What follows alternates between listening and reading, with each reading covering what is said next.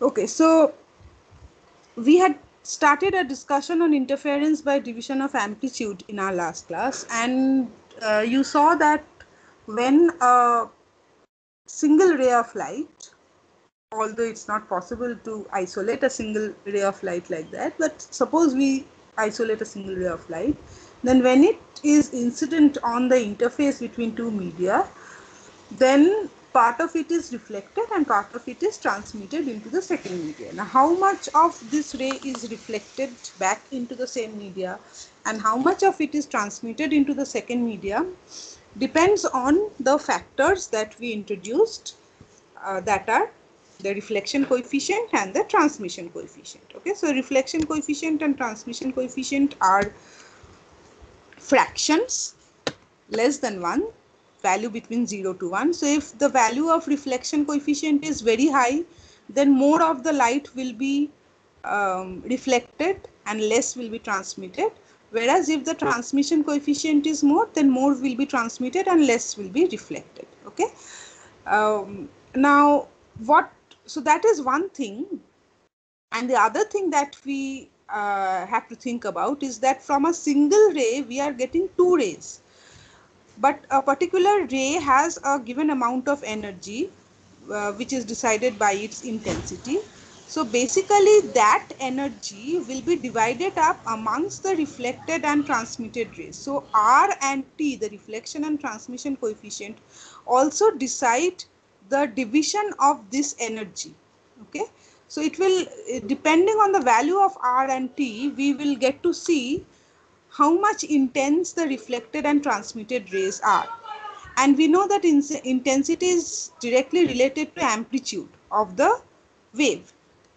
So basically here we are getting a process in which the amplitude of the incident ray is getting divided. All right. So therefore we call this the process of ma'am division of, yes, yes, screen share করছেন আপনি কি? হ্যাঁ, আপনি কি screen share করছেন? হ্যাঁ করছি তো। শো করছে না ম্যাম আমারটাতে। কেউ দেখতে পাচ্ছ না স্ক্রিন? ম্যাম শুধু interference in thin parallel films ওই হ্যাঁ, হ্যাঁ, হেডিংটা দেখা এটাই যাচ্ছে আছে। ব্যাস। আমি তো এখনো, এটা তো আমি জাস্ট আগের ক্লাসে রিক্যাপ করছি। আমি তো কিছু স্টার্ট করিনি slide okay show. Ma'am, Yes. Okay ma'am. So these are things we've already done in the previous class. Okay, I'm not showing the slides.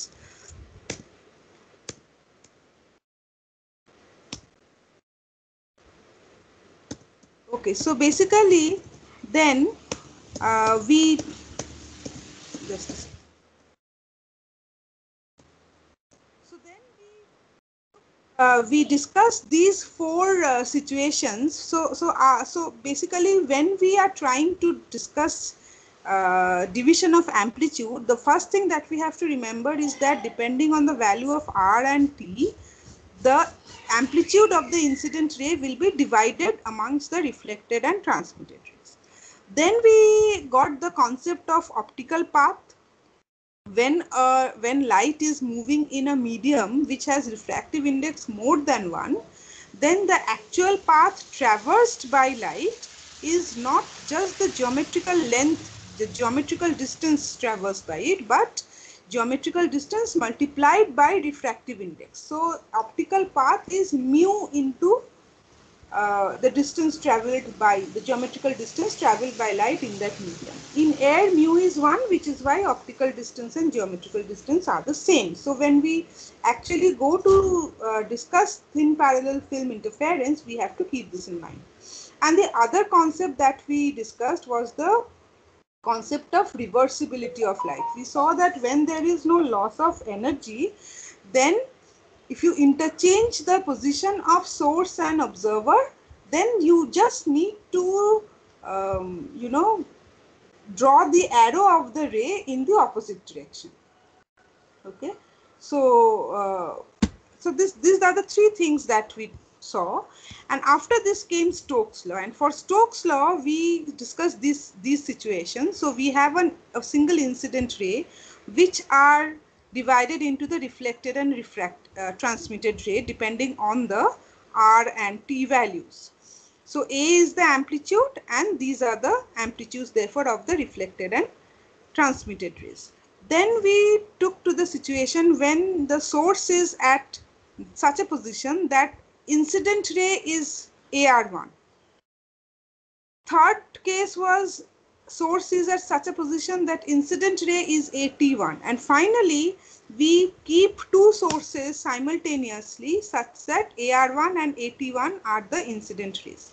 And so we can calculate the values of the amplitude of the reflected and transmitted rays in the fourth case. But if we recall the principle of reversibility of light, then this situation, step 4 and step 1 are just opposite in the sense that here this is the source and these two are the observers, whereas in step 4 these two are the sources and this is the observer. Okay, so according to the principle of reversibility, we must just have to change the direction of the arrow. And if we do that, then this should be the actual situation. This should be the actual picture for step 4. So that after equating the amplitudes, comparing these two pictures of step 4, we got the relation between the reflection coefficient and the transmission coefficient as first R1 square, 1 minus R1 square is T1, T2, and second R1 equal to minus R2. So the reflection coefficients of the two media are just different in sign. They have the same magnitude. Okay, whereas the transmission coefficient have different values for the direction of in which the light is traveling. If you're traveling from 1 to 2, you have one value. If you're traveling from 2 to 1, you have another value. Now this second one gives us Stokes law. Basically the same magnitude but different sign means that there is a phase change of pi. It's opposite sign, so it involves a phase change of 180 degree, which from the relation, from which using the relation between path difference and phase difference, you can see that this is associated with a path difference of lambda by 2. Okay, so we got the formal statement of Stokes law that whenever there is reflection backed by a denser medium, there is an additional phase change of pi and therefore an additional path difference of lambda by 2. But we have to remember that this happens only when there is reflection backed by a denser medium, as proved by Lloyd's single mirror experiment. Experiments involving reflection backed by a rarer medium does not show this phase change, which is why we apply this extra phase change only when there is reflection backed by a denser medium. Okay, so then we started our discussion on thin parallel films, and we saw that when a single ray is incident on a parallel film which is very thin, so the value of this T, which is the thickness, is very, very small. And as examples I gave you these, so you can understand the that the thickness of the film is very small. So example of thin parallel film is the soap film in an air bubble or the oil film on the road. So they are extremely thin, okay, and it has a refractive index mu. So initially we take that there is air on both sides of the film. All right, so what will happen? There will be reflection and transmission at both the interfaces. Okay, and the reflected and transmitted, the first reflected ray nothing happens to it because it is just moving into air. There is no further interface. But the rays that are being transmitted into the medium itself and faces the second interface, they get reflected again and they reach the first interface and they get reflected and transmitted again. And this third ray again gets reflected and transmitted, and this goes on happening, okay, till wherever the thin parallel film exists. So we have to take into account the fact that these rays that are traveling in a particular direction here, so their wave fronts will interfere with each other, and these wave fronts will also interfere with each other, and we are supposed to get some interference phenomena. Okay. Now, so these are the amplitudes of all the reflected and transmitted waves that I have written down for you, and you can verify them. I also told you that the upper part of this what should I call it, this film and air combination is called the reflected mode, specifically because the first ray is a reflected ray, whereas the air that exists below the film is called the transmitted mode, again simply because the first ray is a transmitted ray. Okay. Now what we did was we have to identify the rays that actually interfere with each other. This also we did in the last class, but since we are going to start from here, I'm just doing a bit of recapitulation. So if you calculate the sum of the amplitudes of all the reflected rays, or rather all the rays in the reflected mode, just leaving out the first one, then we see that the sum of the amplitudes of all these rays comes out to be AR, which is the same as the amplitude of the first reflected ray. Okay. I explained this, how this is done. Okay. So, amplitude of first reflected ray is equal to sum of amplitudes of all other rays in this mode.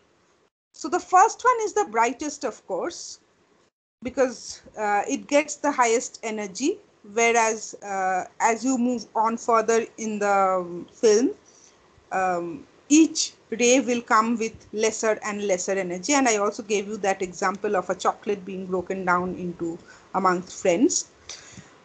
So the question now is, which of the other rays does this first ray interfere with? So we have to keep in mind the conditions of interference, or rather the conditions of observing interference fringes. I told you that in order to observe highly contrasting interference fringes, it is necessary that the amplitudes of the interfering rays be equal or nearly equal. Okay, so we also calculated the amplitudes of the individual rays in the reflected mode. So amplitude of the second ray came out to be of the order of AR. Amplitude of third ray came out to be of the order of AR cube. Amplitude of fourth ray AR5, and so on. So we see that as we move on to the higher order rays, the amplitudes become lesser and lesser, and this decrease is very fast because R is a fraction. So higher the value of the power of R, lesser is the value of the amplitude. So we see it is only the second ray that has an amplitude close to that of the first ray. Okay.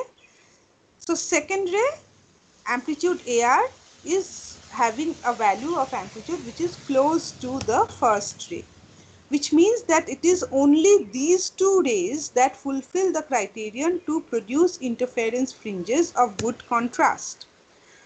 So this was our final take from the last class, that we are going to analyze the fringe pattern produced due to interference of the first two rays in the reflected mode.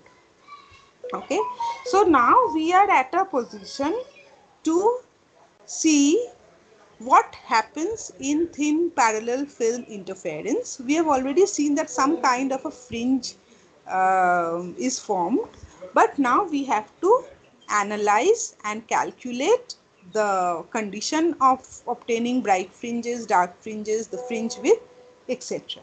Okay. So this is the diagram that we need to follow in order to analyze the thin parallel film interference. Okay, I would have loved to do this on a blackboard step by step, but unfortunately we have to compromise with the situation, and so you have to like see the diagram all at once. So basically we have this film. This is the film of thickness T, and the medium has a refractive index mu. This diagram is taken from the internet, by the way. And AB here, please follow what I'm saying carefully looking at the diagram, and if you don't understand something, please stop me midway and ask me to explain once more, because this diagram is all that you need to do the analysis. The rest of it is very, very simple trigonometry. Okay. So you have to just identify the rays of the diagram properly. So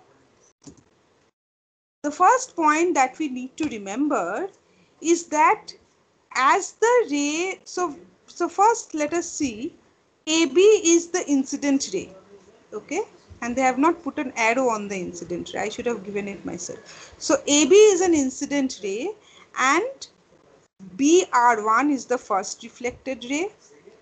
It also gets transmitted at BC into the medium, the parallel film, and at this interface C, it again gets reflected towards the point D, from where it is again transmitted in the direction of R2. Okay.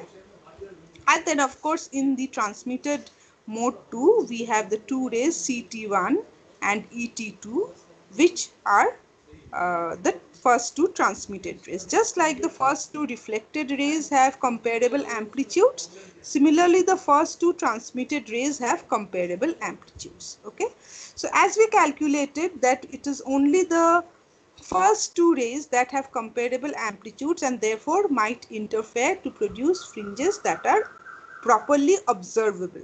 As I told you, unless there is high contrast between the bright and dark fringes, we cannot properly observe the interference fringes. And in experiment, it is all about observation. Unless you can observe something properly, you cannot analyze the situation. And for that, we know that the condition is that the interfering rays should have equal or nearly equal amplitudes. Okay, so we are here to analyze the interference between the rays BR1 and BR2. Okay.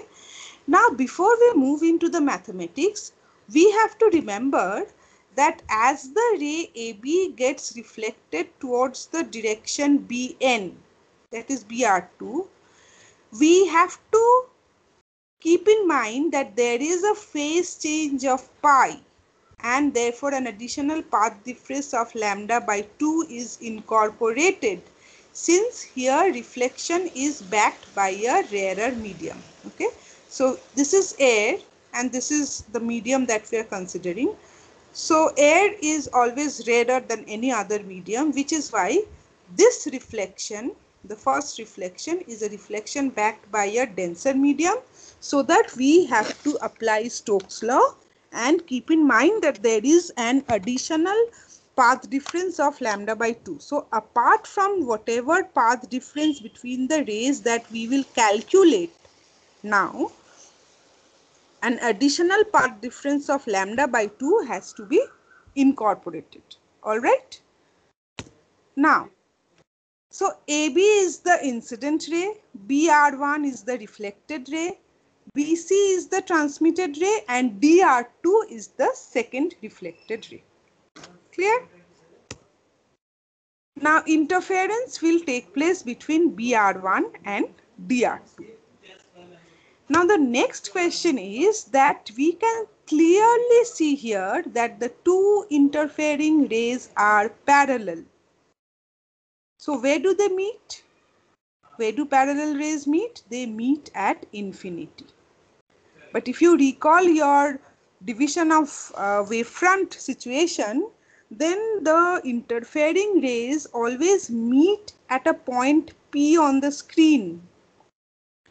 And at that point P, we apply the principle of superposition, vectorially or algebraically add up the two disturbances that arrive at P simultaneously and get the resultant. From the amplitude of the resultant, we get the intensity at a point P, and then we get the eventual condition of brightness, darkness, etc. But here we can clearly see that the rays that we are claiming will interfere to produce fringes are actually parallel to each other. So what do? Do we keep a screen at infinite distance to see the fringes, because that's where they meet? Parallel rays meet at infinity. So can someone tell me the solution to this weird situation?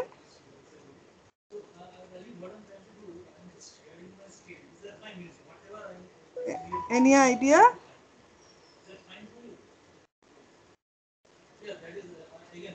Ma'am যদি একটা convex lens দিয়ে সেটাকে converge করে দেওয়া যায়? Absolutely. We can make parallel rays converge by keeping a convex lens at the focal, so that the parallel rays will converge at the focal plane. Okay, so these parallel rays will have to be made to converge forcefully so that they meet at the focal plane of the convex, of the let's say of the observing lens. Okay, now that observing lens may be the microscope. You can also observe parallel film interference fringes through naked eyes. So basically you have to adjust your eye so that at a particular position of your eye the rays will converge on the focal plane of the lens of your eye, and you will be able to see the fringes. Okay, so how do we view the fringes? By the observing instrument focuses the fringes on its focal plane. Remember, in this case fringes can be formed only here, only on the focal plane of the observing instrument. Therefore, these are called localized fringes. Unlike in the case of division of wavefront, where any position of the screen would give you a set of fringes. The screen just had to be on the right hand side of the two slits. Depending on the value of the distance capital D between the screen and the two slits, the quality of the fringes differed, but there was no restriction on the position of the screen. So those fringes are called non-localized fringes as compared to these fringes which are localized fringes, because fringes can be formed only at the focal plane of the observing instrument. And this is a very, very important concept. This is a very, very important question often asked in Viva. If not now, then maybe later on when you face interviews. As I keep telling you that these conceptual clarities are very, very important, particularly for your batch, because you will be, we have to gulp in the hard truth that you will be tested separately when you go to face interviews to get into other higher education institutes. So you have to keep your concepts very, very clear. So if someone asks you, and this is a very often asked question, that in a thin parallel film setup, where do the interfering rays meet? Okay, so the answer is they meet. Actually, they are parallel rays so that they will meet at infinity, but in order to see fringes, they are made to meet by focusing them on the focal plane of the observing of the lens of the observing instrument, and therefore they are called localized fringes because they cannot be seen anywhere other than this place. All right. Okay. Now, next we will do the path difference calculation in the reflected mode. So we keep on using the same diagram because this is the diagram from which we will calculate the path difference. Now, when the reflected, now this also please listen to very carefully. These are the concepts as I keep on repeating. After this, when the mathematics comes, it's very, very simple. But these are the concepts that you should be very clear about.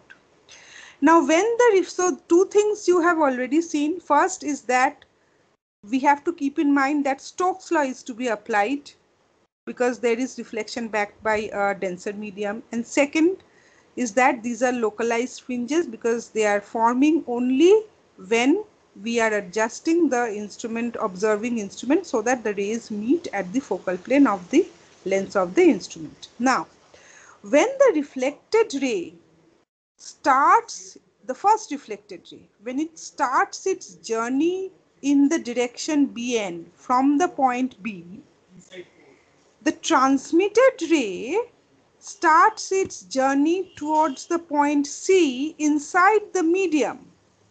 Okay, so while the reflected ray is moving in the direction BR1 with the velocity of light in air, the transmitted ray travels the distance BC plus CD in the medium of refractive index mu, and then it reaches the point D to start its journey in the direction DR2. Okay, so when these two are moving in the same direction, it is then that they will interfere. Okay, but we have to remember that while the first reflected ray straight away starts its journey in the direction BR1, the second reflected ray, that is DR2, it has to traverse a distance BC plus CD inside the medium before it starts its journey in the direction DR2. Okay. So, to calculate the path difference between the interference rays, what do? We drop a perpendicular from D onto the ray BR1 at the point N. So, DN is a perpendicular from the point D, the starting point of the reflected ray DR2, onto the first reflected ray BR1. Okay.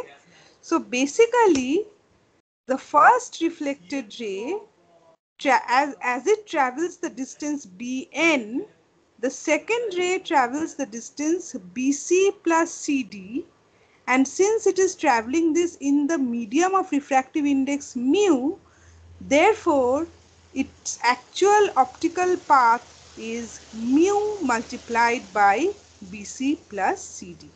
Okay. Is this part clear? Do you want me to repeat this once more? I think, ma'am, you should repeat it once more. Okay, sure.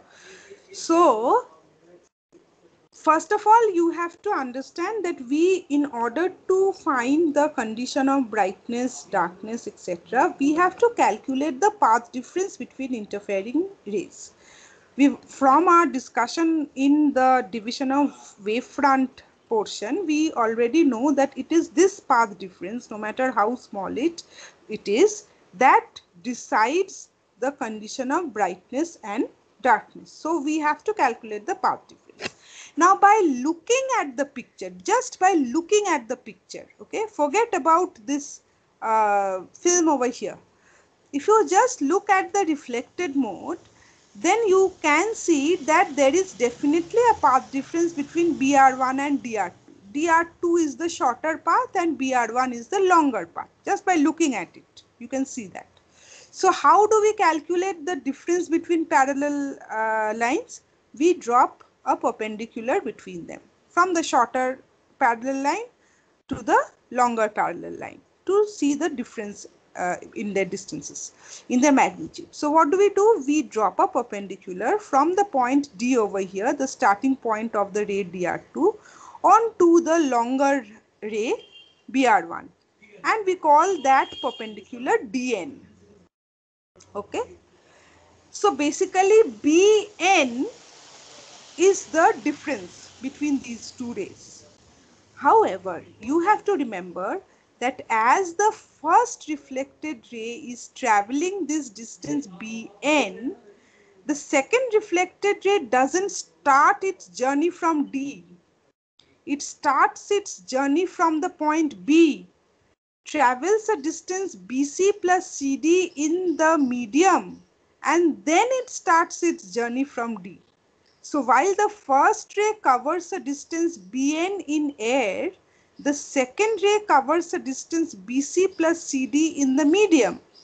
And since it is covering this distance in the medium, therefore we have to consider not the geometrical distance but the optical path, that is BC plus CD multiplied by mu.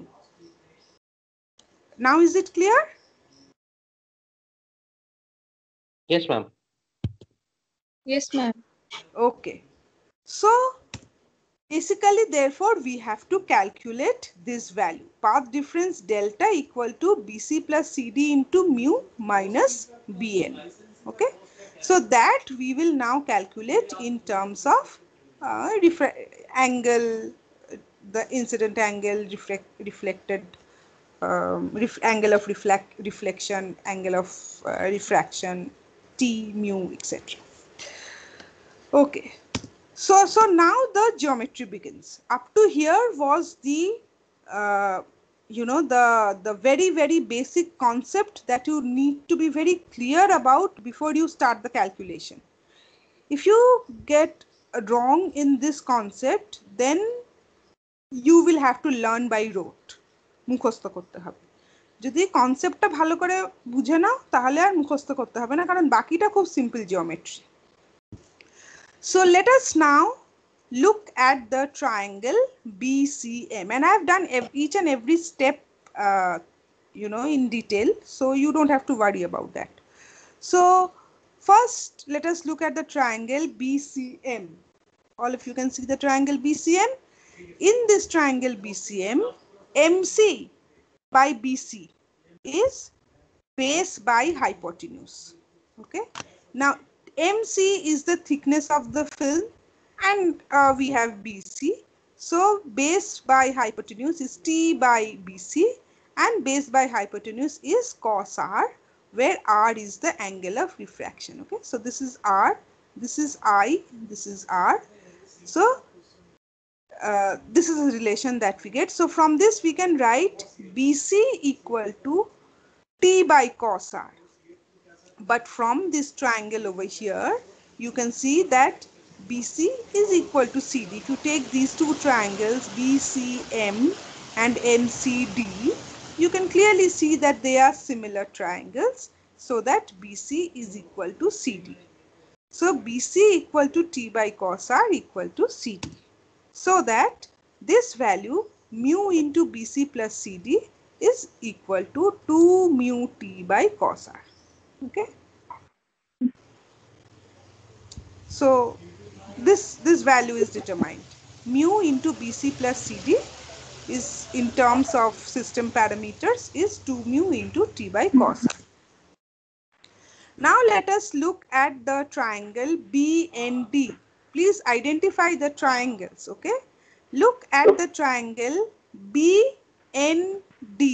BND, this triangle here. So here BN by BD, BN by BD, again base by hypotenuse. This is equal to cos angle NBD, base BN by hypotenuse BD should be equal to cosine of this angle, angle NBD. Okay, but this angle NBD is 90 minus I. Okay, this is I. Please follow the arrow, everybody. This is I. So this is also I, but this is 90 degree. So this angle NBD is equal to 90 minus I. So this is cos 90 minus I, which is equal to sine I. All right. So from this relation we can write BN equal to BD sine I, where I is the angle of incidence. BN equal to BD sin I. Okay. Finally, we take the triangle BCM. Triangle BCM again. We already dealt with triangle BCM to get the value of BC and CD.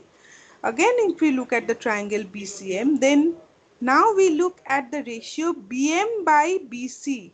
Okay. Perpendicular by hypotenuse. Perpendicular BM by hypotenuse BC. Now what is BM? BM is BD by 2. Again, if you look at this triangle, then M is the midpoint of BD. Okay. So BM is half BD. So in the ratio BM by BC, we can write BD by 2 by BC. But perpendicular by hypotenuse is sin R with this angle R. So BD equal to 2 BC sin R. All right. So now we use these values. So BC over here is T by cos R, so that in BD we can write T by cos R in place of BC. So BD can be written as 2 T by cos R into sin R. So BD is 2T tan R. All right. Okay. So Bn we had got as BD sin I. In place of BD, I write this value. So Bn equal to BD sin I equal to 2T tan R into sin I equal to 2T tan R. Using Snell's law, we write 2T tan R into mu sin R. We write sin I as mu sin R. So 2T tan R into mu sin R. Okay. So this becomes 2 mu T sin square R by cos R. So path difference now.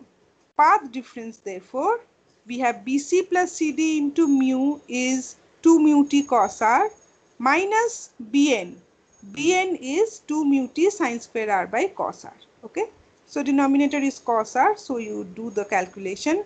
2 mu T is common in both. So 2 mu T 1 minus sin square R by cos R. So 2 mu T cos square R by cos R. So delta is 2 mu T cos R. Now, I know it might be difficult for you to follow from here as I am reading out these relations. But trust me, it's very, very simple trigonometry. You just need to identify the triangles. And if you are not sitting with pen and paper now, you just need to draw the figure, identify the triangles, and do this calculation by yourself once. Just once. And you will understand what has been done. Of course, this slide is there for you to follow because each and every step has been done. Okay, so the final result that we have got is that the path difference between the two interfering rays BR1 and DR2 is having the value 2 mu T cos R. Any questions over here? No, ma'am. Okay.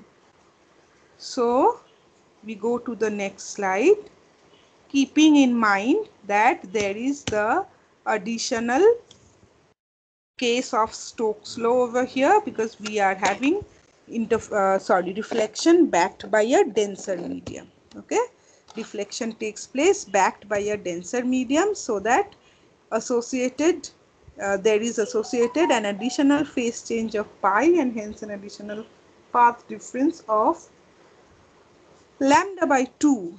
So we calculated the path difference to be 2 mu T cos R.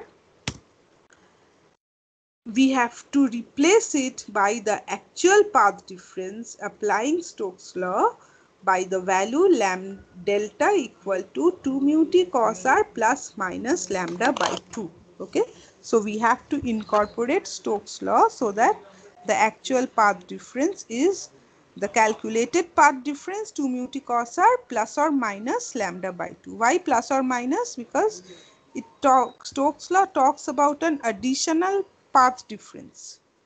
That path difference may be positive or negative. So we have to consider both plus or minus. Okay.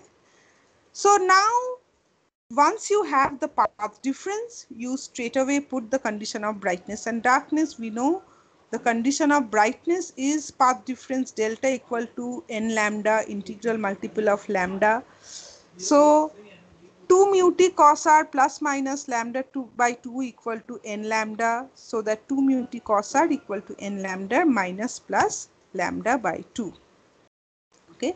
So 2 mu t cos r equal to 2n minus plus 1 into lambda by 2. This is the condition of brightness. All right. N equal to, of course, 0, 1, 2, etc. Condition of darkness, we know for obtaining dark fringes, the path difference must be half integral multiple of lambda, that is 2n plus 1 lambda by 2. So 2 mu t cos r plus minus lambda by 2 equal to 2n plus 1 lambda by 2. And so finally you get 2 mu t cos r equal to n lambda, n equal to 0, 1, 2, 3, etc. So condition of brightness is 2 mu t cos r equal to 2n minus plus 1 lambda by 2, and condition of darkness is 2 mu t cos r equal to n lambda. If you can identify, then these are conditions exactly opposite to that of our wavefront, division of wavefront interference. Okay. Now let us calculate the path difference in the transmitted mode. I think this I should give you for homework. I'll just identify the rays for you. The interfering rays are CT1 and ET2. So CT1 starts from C towards T1. The other ray travels the distance CD plus DE in the medium and then starts its journey from E towards E2, ET2. Okay. So we drop a perpendicular from E on CT1 at the point K. So the path difference delta transmitted is mu into CD plus DE, because this extra path is inside the medium, minus CK. Okay. Just keep in mind that there is no additional path difference here, because here there is no reflection backed by a denser medium. This first ray is straight away coming from here, not reflected anywhere, and the second ray gets reflected at the point D, but the reflection there is backed by a rarer medium. So we don't have to bother about Stokes' law here. It can be shown that in this case too, the path difference is 2 mu t cos r. That's your homework, to calculate the path difference. Everything else is given. So just follow the procedure in the case of the reflected mode. Use the triangles in this case and you can get the value of this path difference. Okay, so please do that homework, everybody. We have to remember that there is no reflection backed by a denser medium, so we don't have to bother about applying Stokes' law. No additional phase or path difference. In this case, condition of brightness delta equal to n lambda gives us 2 mu t cos r equal to n lambda directly, n equal to 0, 1, 2. And condition of darkness delta equal to 2n plus 1 lambda by 2 gives us 2 mu t cos r equal to 2n plus 1 lambda by 2. Since there is no additional path difference, therefore we don't have to worry about anything else. We've got directly the condition of brightness and darkness. Okay? So if you let us compare the conditions of brightness and darkness, that is maxima and minima for reflected and transmitted modes. This is again a very, very important concept in the case of parallel film interference. What is the relation between the reflected mode and the transmitted mode? So if you make a table like this, I don't think this table is given anywhere in any book, but I felt that doing it in this tabular form will make you remember it in an easier manner. So reflected mode, transmitted mode, condition of maxima, condition of minima. Condition of maxima for reflected mode is this, whereas condition of minima for transmitted mode is this. So the two modes have the same condition, but reflected mode has it for maxima and transmitted mode has it for minima. So the condition of maxima of the reflected mode is the condition of minima of the transmitted mode. On the other hand, the transmitted condition, মোডে conditional মিনিমাটায় 2n minus plus 1 lambda by 2 হলে ভালো হতো না?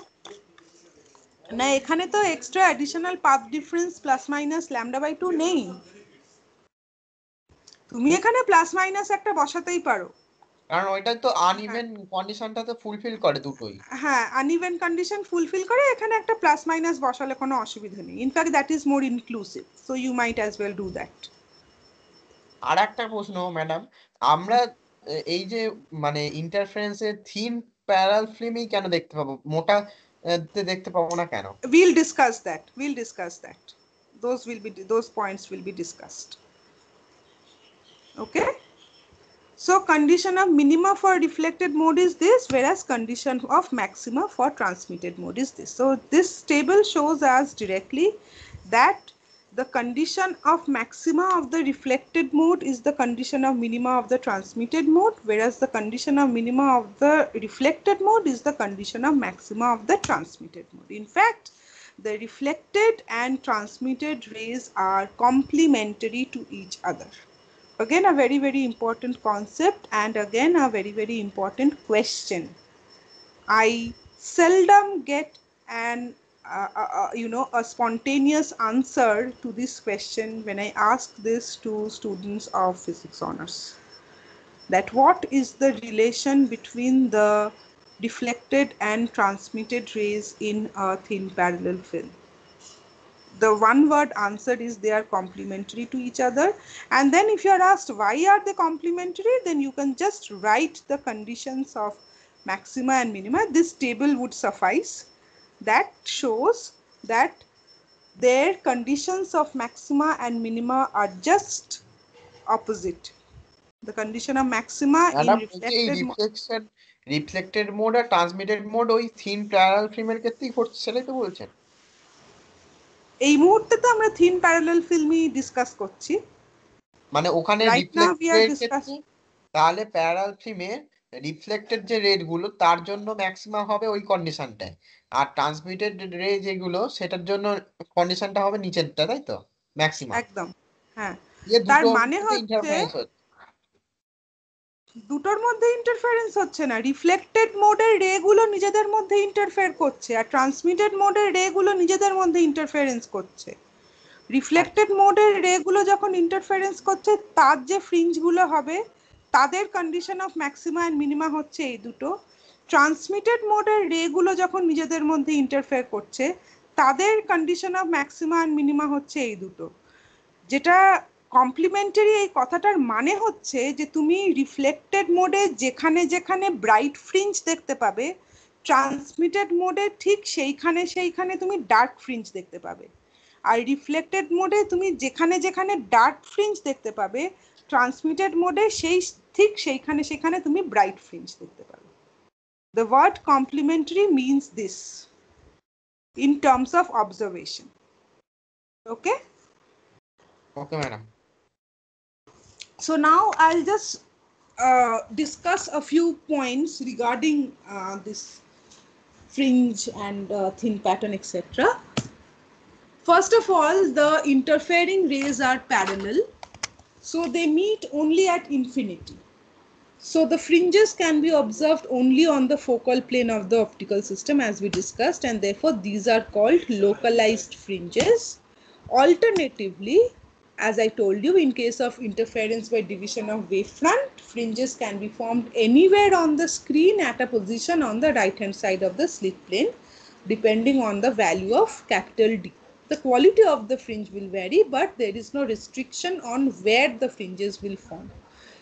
Only thing is that the screen has to be kept on the right hand side of the fringe pattern. So these are non-localized fringes. Again, a very important point that you should keep in mind regarding the difference of the two modes of interference.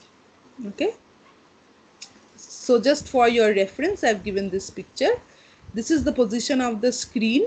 So it can be kept anywhere on the right hand side of the slits and you can see the fringes. Okay. So there is no restriction. So they are non-localized fringes. Whereas here they are formed only on the focal plane of the optical system and nowhere else. So they are localized fringes. Expression of path difference is this 2 mu t cos r. Okay. Now for a given setup, the value of mu and t are constants. Please listen to this very, very carefully. The path difference will give you the condition of maxima and minima. So depending on this, you will get the bright and dark fringes. Now the expression of the path difference contains the variables mu, t and r, out of which mu and t are constants for a given setup. The film will have a particular value of mu and a particular thickness because we are considering a parallel film. So the only variable parameter is r. Okay, and the value of cosine r will change according to the variation of the incident angle. If you change the inclination of the incident ray, then the value of I will change and consequently the value of r will change. If you remember, r is the angle of refraction. So it depends directly on the angle of incidence. So the only variable parameter in the expression of the path difference will depend on the angle of inclination of the incident ray. For a given angle of inclination, you will get a given angle of refraction and therefore a given path difference. So a single angle of inclination of the incident ray will give you only a single value of delta. Therefore, a particular fringe, whether bright or dark, will form depending on a given angle of incidence. Therefore, these fringes are called fringes of equal inclination. Okay, a given angle of inclination of the incident ray to the normal will give rise to a certain value of the angle of refraction of the transmitted ray, and that angle of refraction appears in the expression of path difference. So for a given angle of inclination of the incident ray, you will get one particular fringe because that value will lead to one particular value of delta, leading to only one particular bright or dark fringe. Therefore, these are called fringes of equal inclination. A single fringe will be formed only depending on the angle of inclination of the incident ray. Such localized fringes which are of equal inclination are called Heidinger fringes. This is a very, very important term, often comes in the exam. What are Heidinger fringes? So this is the definition. Localized fringes which are of equal inclination are called Heidinger fringes. For example, in thin parallel film, the expression of path difference is 2 mu t cos r, so that a given angle of inclination of the incident ray gives rise to a particular dark or bright fringe, so that the fringes formed in thin parallel film interference are Heidinger fringes. All right.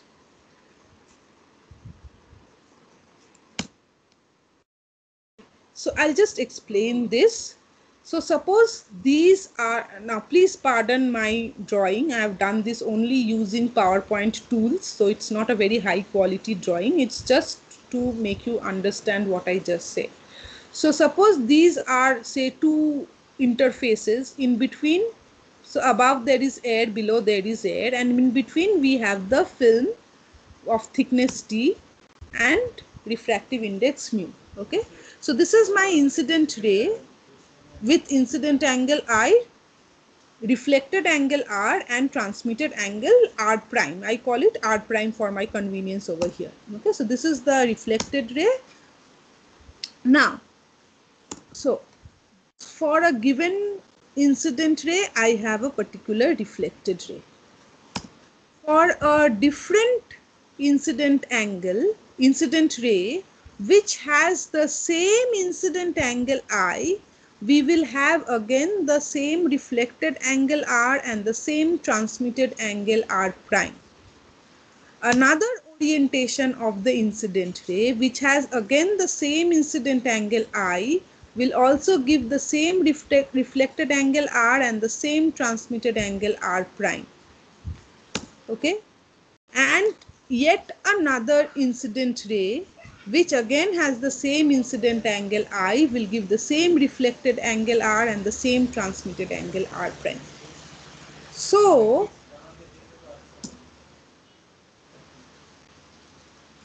the shape of the fringe formed by one particular angle of the incident ray is what? Can you tell me what is the shape?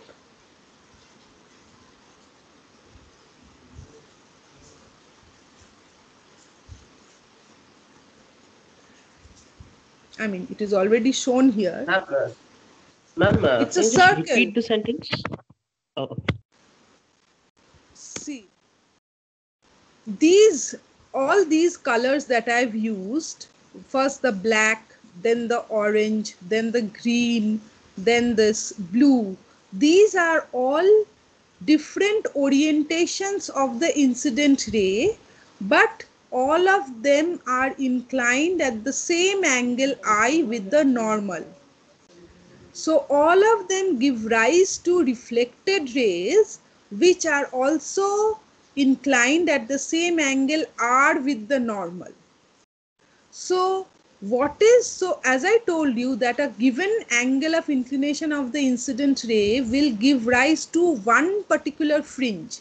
So as you orient the incident rays around this normal with the same angle but different positions, you have to visualize this a bit. Basically, you are grazing the surface of a cone, and therefore this same angle will give rise to a fringe that is circular in shape. If you have a different, so the locus of the incident ray inclined at the same angle is to the normal is a circle. That is what I'm trying to show you. If you have a different incident ray, inclined at a different angle, it will give rise to a different circle. So which is why Heidinger fringes or fringes of equal inclination are circular in shape. Okay. See, if you have a different incident ray over here, that incident ray, please follow the arrow. If you have a different incident ray over here and try to orient it around the normal, keeping the angle same, then that locus will be a different circle. So each incident ray having a different angle of inclination with the normal will give rise to a particular circle, which is why Heidinger fringes or fringes of equal inclination are circular in shape. Okay, this is what I was trying to explain. Is it all right now? Yes, ma'am. Understood. Yes. Okay. Now I'll just discuss a few points related to this, and then I'll end the class. First of all, effect of composite light. Okay. Now we saw that conditions of darkness or brightness are given by this in the reflected or transmitted mode is either 2 mu t cos r equal to n lambda or 2 mu t cos r equal to 2n plus minus 1 lambda by 2. Now, this condition includes the wavelength of the incident light. Okay, so if it is a monochromatic light, then the condition of brightness or darkness will be satisfied only by a particular value of lambda at a given instant of time. But if it's a composite light, then the fringes will be colored, because each lambda belonging to the incident composite light will give rise to a different fringe, because each lambda will satisfy the condition of brightness or darkness separately.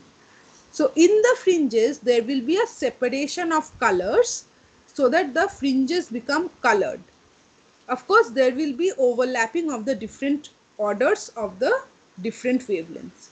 Depending on n, there will be different orders, and there will be an overlapping between the orders that arise from the different wavelengths, which is why when we see an oil film or a soap bubble film, the fringes are colored, because the light that is falling, the light that is incident on the soap bubble or the oil film is white light. On an oil film, it's either the sunlight or the light from the headlight of a car. So that is composite light. For a soap bubble, again, it's mostly the sunlight, or in any case, these are composite lights that are, it's a composite light that is incident, and therefore the fringes are colored because of this reason. Okay, the condition of darkness and brightness contains lambda in it. And as you can see, there is a coarse circular fringe formation. Since it is composite light and the film is not, uniform thickness, etc. Therefore, the circles are not very symmetric, but definitely you can see the coarse circular pattern of the fringes. What happens for a very thick film? Someone asked me, why do we see fringes only in thin films and not thick films? For a very thick film, at a particular position, the condition of brightness may be simultaneously satisfied by a number of wavelengths. So a merging of the colors will render the film colorless. Okay.